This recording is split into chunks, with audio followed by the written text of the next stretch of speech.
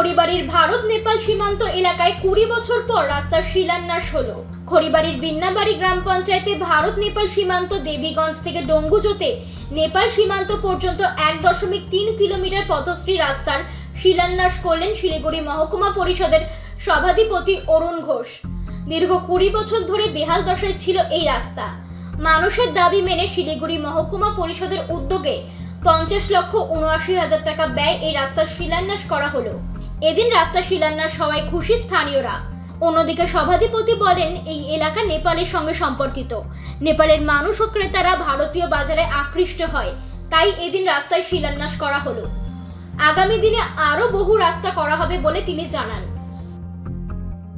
हमारा जो रास्ता है ये मोटा मोटी 15-20 साल से नहीं बना था। 15-20 साल आगे बना, उसके बाद ना ही कभी रिपेयर हुआ, ना ही कभी इसमें काम हुआ।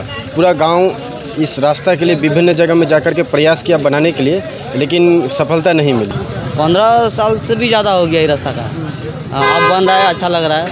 किसको धन्यवाद देना चाहिए? सरकार को।